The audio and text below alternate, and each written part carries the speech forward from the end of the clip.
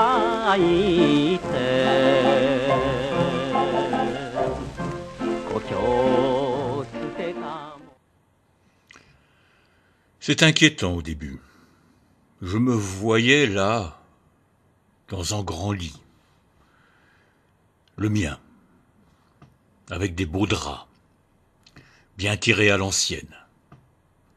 Mon corps était allongé et bien disposé, comme en onglet à l'étal du boucher. Mon plus beau costard s'efforçait de réchauffer cette viande froide. J'étais officiellement mort. Oui, ce fut assez angoissant, mais on s'y fait vite. Puis, il y a les visites. On visite le mort. Des gens qui n'auraient pas bougé leurs fesses de mon vivant. Margaret, ma femme, est bonne fille. Elle accompagnait tous ces hypocrites à ma carcasse pourrissante, et le plus drôle, c'était d'écouter les commentaires. Oh, rien d'original, mais la propension de qualité trouvée aux défunts est extraordinaire. Autant que les défauts reprochés lors de mon existence. Mais ce n'est pas peu dire. Même mon beau-frère était venu. C'est idiot. Ce crétin fini. Cet imbécile cosmique. Ce sinistre clone de foire, ce vulgaire décérébré au langage déféqué était venu. Il dit « Je l'aimais bien. C'est horrible. Même mort. Il fallut qu'il m'emmerde. » J'étais assis là dans le fauteuil. Enfin, mon fantôme était là dans le fauteuil, et je regardais, comme au spectacle, le défilé des compatissants et des pleureuses. Il disait tous à ma veuve qu'il comprenait sa douleur, qu'il la partageait. D'abord, je crains bien que ma femme n'ait point une aussi grande peine qu'on ne lui prêta. Ensuite, le partage accompli, tous ces individus ont regagné leur pénate en se fichant éperdument du morceau de douleur emporté. Dans la vie, j'étais courtier. J'aimais bien être courtier d'assurance. Ce métier me permettait de nombreux déplacements. Je me rendais fréquemment chez les gens, pour les papiers. J'étais un collectionneur compulsif. Je collectionnais les collections, c'est-à-dire en peu de tout, mais ma collection préférée, ma vraie collection, c'était les okimonos. Des statuettes en ivoire du Japon, pas les Neksuke, ces petites sculptures ridicules, dignes d'un esprit de philatélistes. Rien de plus ennuyeux que les philatélistes. Non. Les okimonos sont des statuettes de jolie grandeur, pas trop grandes, ni trop petites, et représentant finement des scènes de la vie quotidienne des Japonais du XIXe siècle. De petites merveilles que j'achetais souvent au prix marchand, mon métier me permettant d'avoir des prix. Ou bien dans une succession où la présence du courtier est souhaitée. Là où je glissais que tel bibelot, sculpture ou tableau me plaisait bien. Il était rare que l'on me refusât l'objet de ma convoitise. La maison était pleine de tableaux de bronze et surtout d'une collection d'okimonos comptant 123 pièces exactement.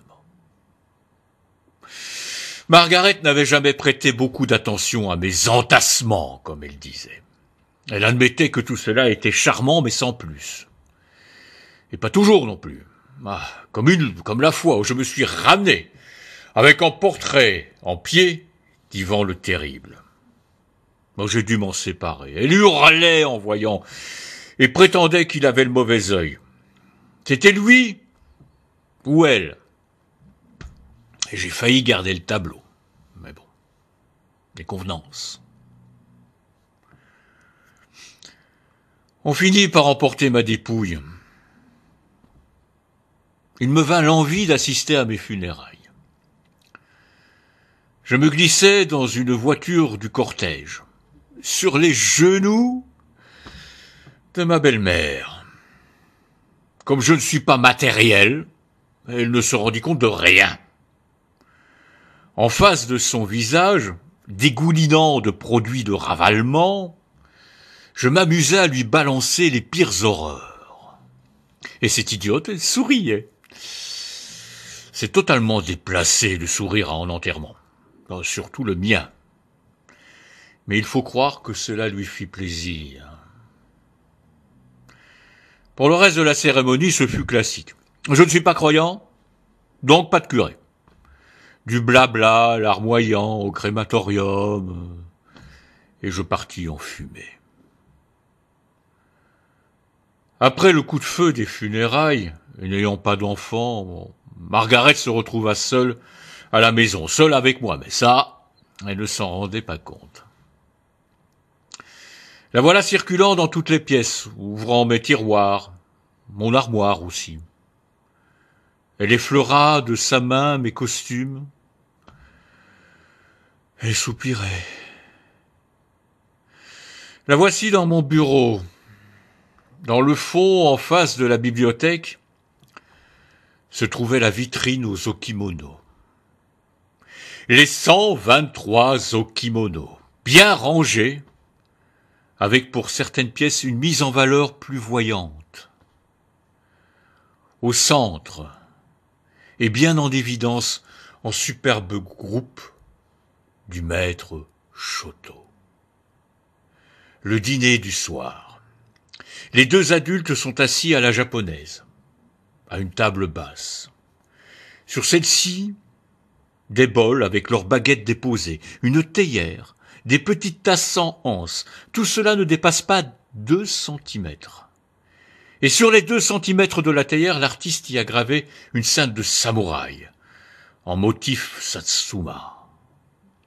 En enfant, avec une natte à l'arrière du crâne, en garçon, tend une écuelle à son père, qui de ses mains fines et avec un regard bienveillant, s'apprête à s'en emparer.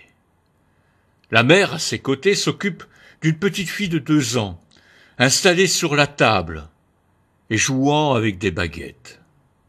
En détail, qui rend ce groupe si touchant, c'est la jambe droite du garçon.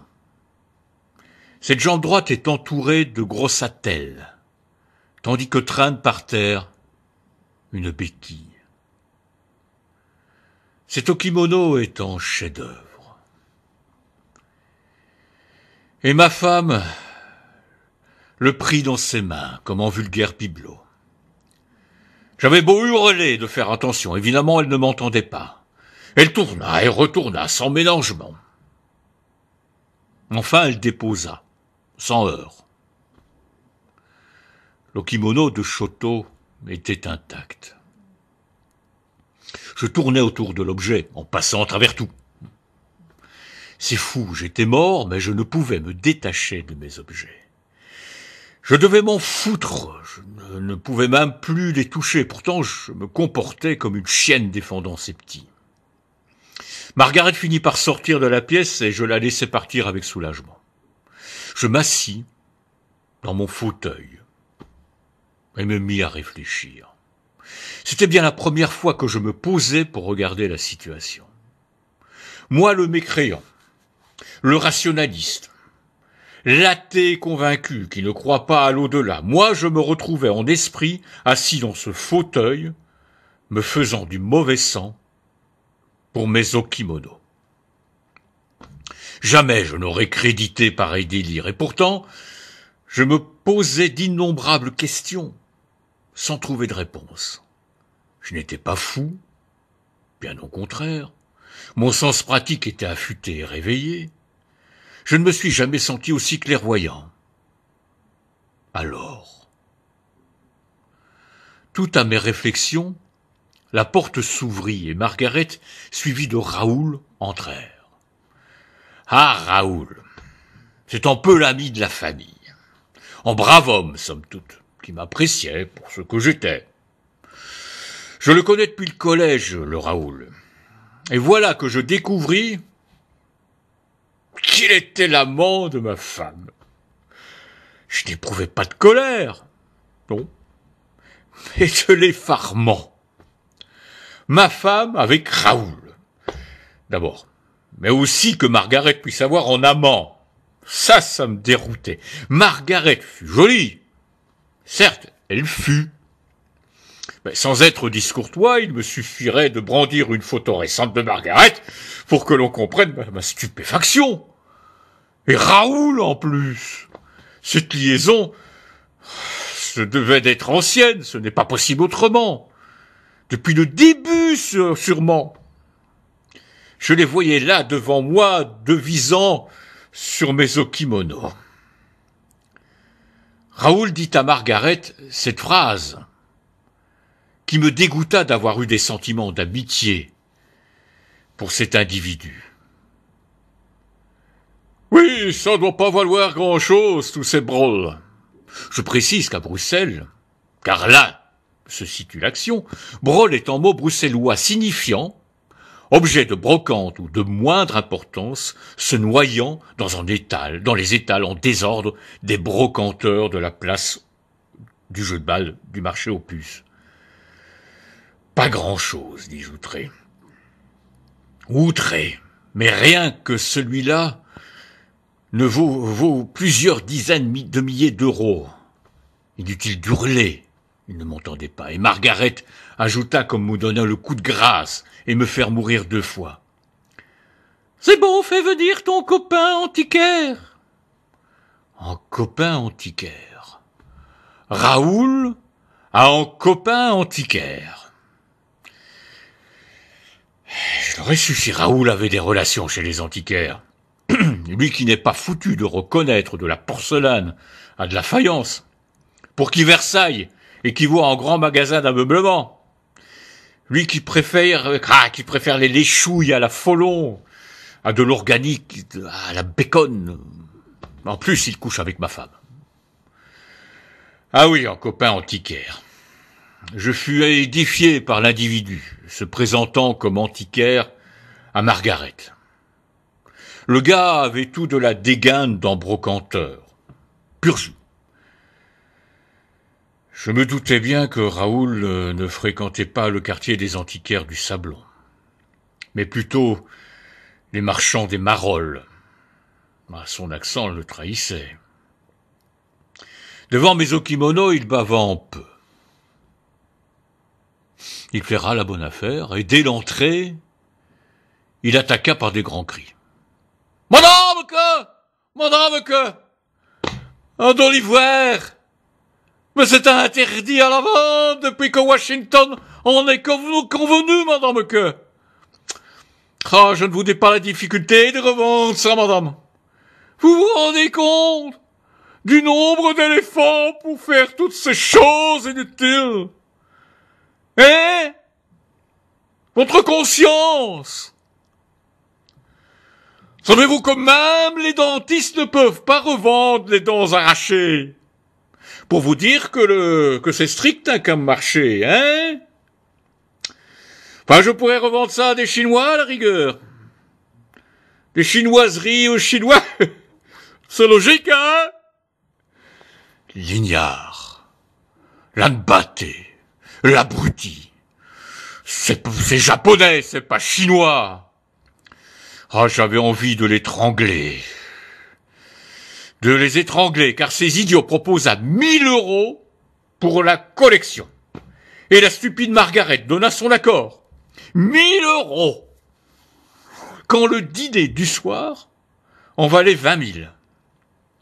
J'enrageais, je m'en voulais à moi-même de ne pas avoir prévenu Margaret, de l'avoir laissée dans l'ignorance. Oh, je sais qu'elle s'en fichait, mais brader mes okimonos pour 1 000 €. J'étais écœuré de voir le brocanteur sourire à Raoul. Ah, ces deux-là sont de mèche, me dis-je. Je n'arrivais pas à comprendre mon impétuosité. Ah, je suis mort, non? Je devrais ne plus m'en occuper, les objets n'ont plus d'importance pour les morts. Et puis les objets ont leur destin. Ils doivent faire leur chemin aussi. Plus que la tristesse de quitter mes chers okimonos, c'était l'écœurement d'assister à la piraterie de ces fripouilles. Quelque chose me poussait à poursuivre, me poussait à accompagner mes okimonos. Non, un seul okimono, celui du maître Shoto, le dîner du soir.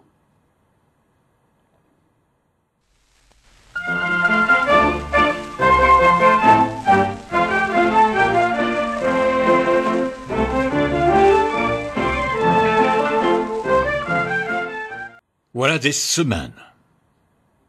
Je dis des semaines, n'ayant plus l'estimation du temps, me tenant au changement de clarté, et restant capable de lire en calendrier, oui. Ma présence auprès de l'okimono était plus fugace aussi. Je devais sans doute gagner le néant de temps en temps. L'okimono avait changé de main, et s'était retrouvé à la vitrine d'un antiquaire spécialisé du sablon. Et il trônait, bien en place, avec une étiquette à ficelle, tournée de dos, comme il se doit, à la vue des passants, pour ne pas divulguer le prix. Quelques curieux s'étaient présentés et à l'annonce des 26 000 € demandés, s'en sont retournés en confirmant que c'était une belle pièce. Un jour, je me retrouvais auprès de l'okimono, me demandant pourquoi je ne pourrais pas fondre définitivement dans l'inexistence absolue. C'est alors que dans ma tête, j'entendis une voix. Je dis dans ma tête, car personne ne se trouvait autour de moi. Cette voix me parlait de l'okimono, tout en m'apaisant par la douceur de son timbre. Une voix d'homme, comme une voix de coiffeur, ténue et chuchotante, lorsqu'il vous taille les favoris au rasoir. On me parlait dans une langue universelle et sans accent. Maître Shoto. Dans l'immatériel, les langues ni les accents n'ont plus de cours. Ce sont des choses qui n'ont plus de raison. L'immatériel est assez déraisonnable. Maître Shoto me parla. Regardez, ce groupe représente ma famille. Je suis à table, m'apprêtant à saisir l'équelle de mon fils Kanta, qui veut dire fort, parce qu'il naquit avec une malformation de la jambe qui le contraint toute sa vie à porter des tiges de bois pour maintenir le membre droit. Sur la table, c'est ma fille, Yo, le soleil en japonais. Enfin mon épouse, Akira, celle qui me guida et me donna de l'assurance dans mon art. Elle tenait aussi les finances. Akira veut dire la lucide. Elle le fut jusqu'au bout. Et le jour où elle mourut de diphtérie, j'en fus inconsolable. Et je la rejoignis 2 semaines plus tard. J'ai essayé le plus possible de traduire cette douceur, mais aussi cette énergie qui constituait les qualités de son être sur son visage. Souvent, les Japonais de mon époque ne tenaient guère en considération leurs épouses. Pour moi, elle fut l'eau pour la rose, la flamme pour le foyer et le sein pour l'enfant. Je n'étais que le stylet de mes sculptures. Il fit silence, un long silence, puis il reprit. Cet okimono est posthume.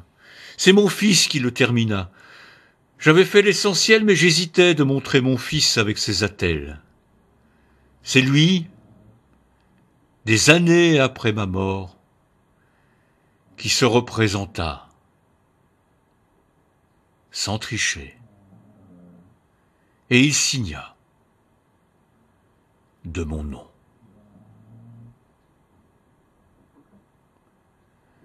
Je savais tout de mon cher Okimono,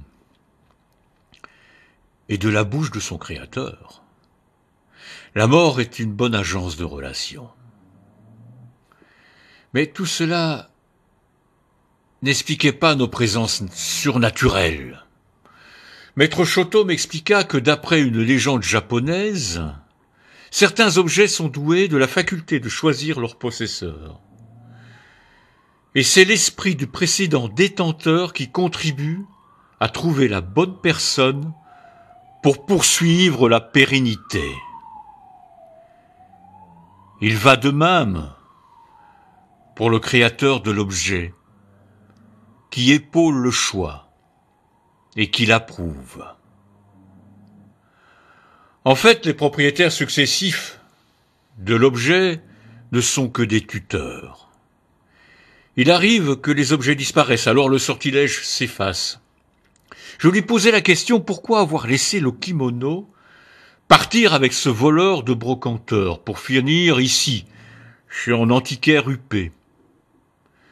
Il me répondit justement qu'il fallait que l'Okimono soit vu du plus grand nombre pour arriver à trouver la personne judicieuse. Évidemment, si celui-ci restait dans mon bureau, il était impossible de trouver le collectionneur digne de confiance. Soit, mais si un client inadéquat se déciderait à acheter le petit groupe, comment l'empêcher? J'ai une petite influence sur les pensées des vivants, me dit Maître Shoto.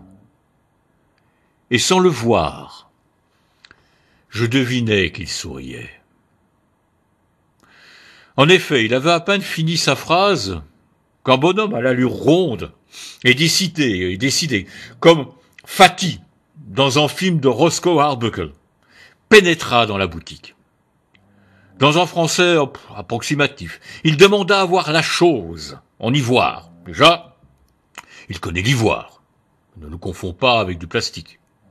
L'antiquaire lui présenta l'Okimono sur le comptoir. Le client voulut le tenir en main, mais le vendeur l'arrêta. « Pardonnez-moi, c'est fragile, monsieur. » Le bonhomme toisa l'antiquaire.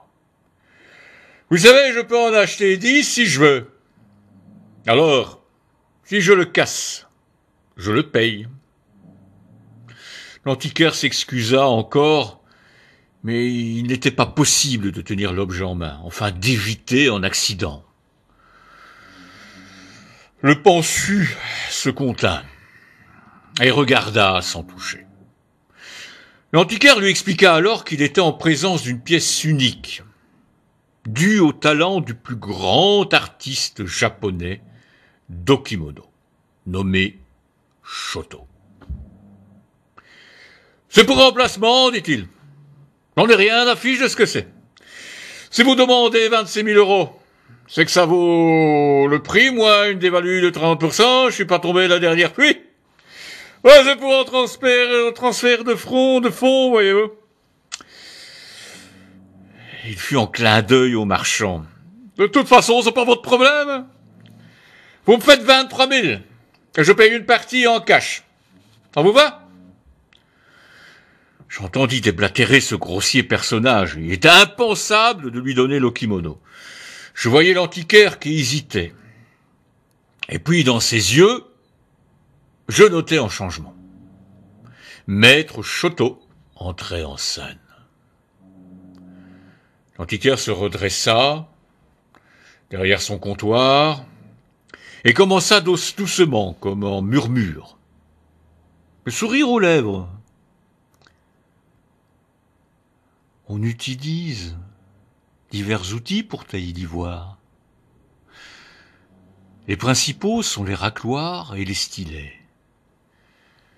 La maestria de la sculpture est aussi le polissage, mais surtout la patine inimitable de tous ces doigts qui ont touché, caressé, frotté la matière, pour lui donner une noblesse, une indéfinissable valeur, la valeur de l'amour, de la passion, pas de sa valeur vénale. Et vous voudriez que je vous cède cette merveille pour que vos gros doigts vulgaires puissent salir le chef-d'œuvre de maître Chotto. Non, jamais. Jamais vous ne pourrez toucher au sublime avec votre esprit de nouveau riche repoussant. À côté de vous, Johnny Hallyday paraît d'un raffinement cosmique. De vos congénères, j'en vois beaucoup. Vous me faites vomir à chaque fois que vous passez cette porte. Votre suffisance est égale à votre bêtise. Jamais je ne vous vendrai cette splendeur, plutôt crever que de penser que vous puissiez y poser vos mains. D'un culte. La porte est là. C'est là. Je vous permets de la prendre. J'applaudis. J'applaudis. Sans effet, évidemment, mais j'applaudis. Le bonhomme avait les yeux en boule de billard. « Vous êtes fou, ma parole! Je vais vous faire votre publicité, moi !» Et en sortant, il hurla en « Connard !» Vulgarus. L'antiquaire exultait. Tout seul, il frappa du Platz de la main le comptoir.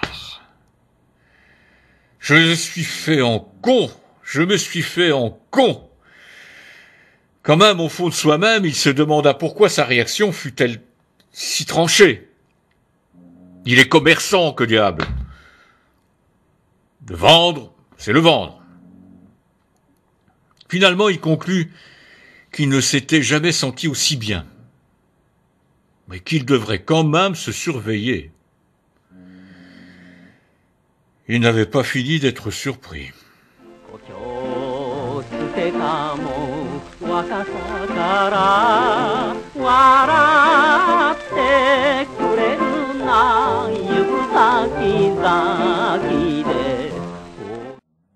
En badaud, d'une quarantaine d'années, était collé à la vitrine, admirant l'okimono comme en gamin devant l'étalage des jouets du Père Noël.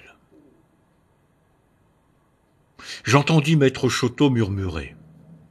« C'est notre homme. » Lui ? Fis-je étonné. Le quidam n'avait rien d'extraordinaire, avec sa gabardine râpée, sa calvitie qui avait dépassé sa crise d'adolescence pour s'étaler sur la totalité de son crâne. Mais je vis dans ses yeux la même flamme qui illuminait mon regard lors de mes trouvailles. Me rappelant mon physique, je me dis que moi aussi je ne sortais pas de l'ordinaire. Quand dans une salle des ventes, le dîner du soir me fut adjugé pour une somme dérisoire, à mon grand étonnement. Je confirmais, c'est bien lui. Poussé par le psychisme de maître Chotto, l'homme franchit le seuil de la porte de la boutique. Après des politesses d'usage, il se décida à demander d'examiner l'okimono de la vitrine. L'antiquaire vint rapidement le déposer sur le comptoir. « Je peux ?» demanda-t-il en approchant la main. « Bien entendu, fit l'antiquaire, sans hésitation, ce qui contrastait avec son comportement de tout à l'heure. Il effleura du bout des doigts les courbes de la sculpture. Il en éprouvait un immense plaisir. Puis il remarqua l'étiquette, et les 5 chiffres, qui refroidit son ravissement. « Ah oui, quand même. »« Quand même quoi ?» demanda l'antiquaire.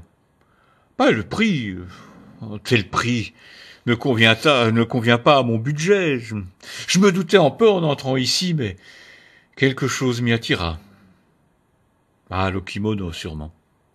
Oh, je suis désolé de vous avoir dérangé, et merci de m'avoir permis d'effleurer cette merveille. Il ne termina pas sa phrase. Non, non, non, non, non, non. Ce n'est pas le prix sur l'étiquette, fit l'antiquaire. C'est en numéro d'inventaire. Je ne sais pas pourquoi, mais je serais enclin de vous faire en prix.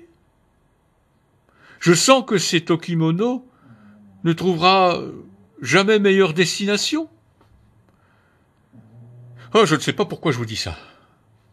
Un petit relâchement de maître Choto ramena le marchand à la réalité. Mais ce fut fugace. Voyant la qualité de l'objet, fit le quidam, je subhonore le prix encore trop élevé pour ma bourse. Le prix est de 800 €, fit l'antiquaire. En fait, exactement le prix d'achat donné au brocanteur.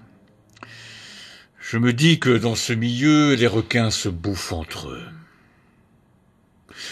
Notre homme regarda l'okimono, et dans sa tête, il échafauda une explication à faire à sa femme pour justifier cette dépense. « Pouvez-vous me l'emballer soigneusement ?» dit-il en sortant sa carte bancaire. Quand l'homme quitta le magasin, l'antiquaire s'assit, le regard dans le vide, mais il se mit à pleurer.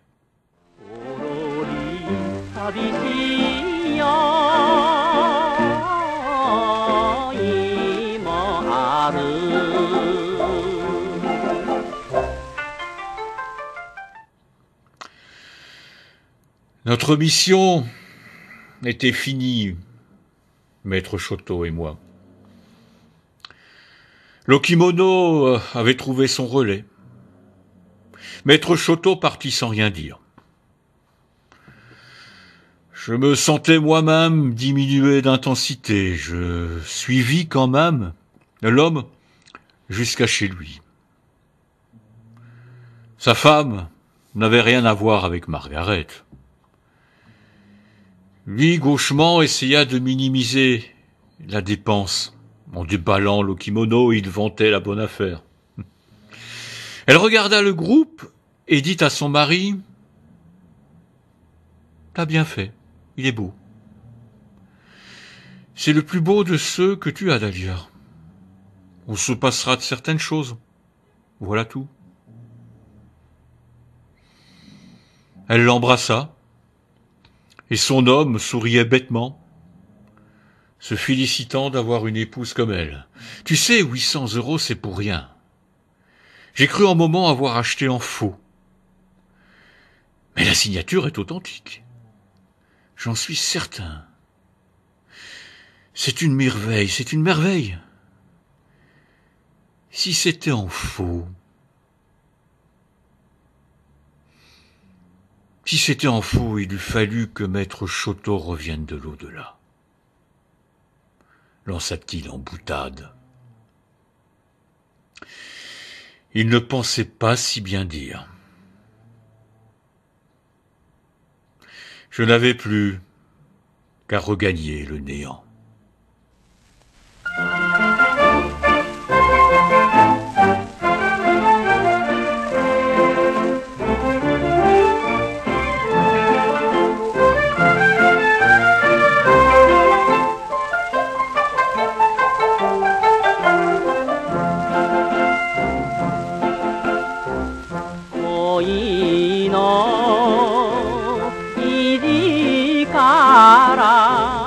わらじを履いて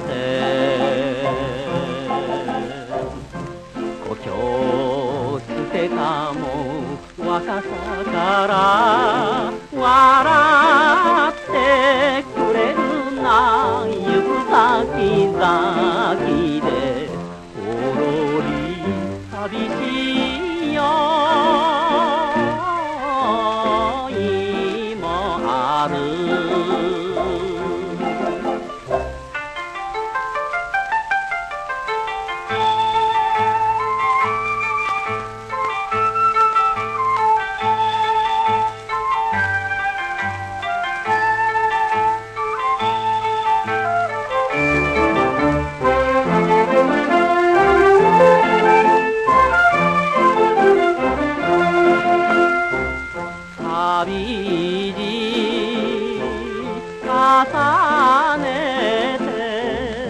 儚い夢を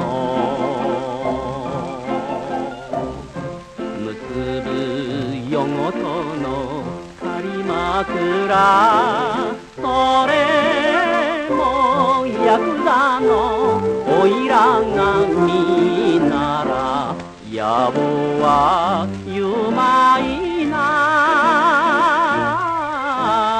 げくまい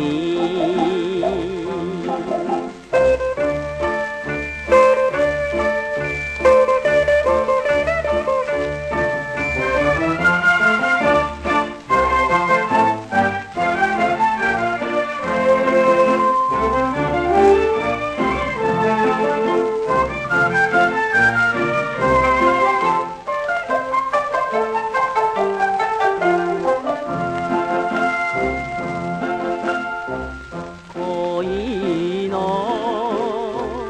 三度がさあれから見とせ愛しい故郷へ伝える胸に尋ねて愛の目見ればなぜか触れなく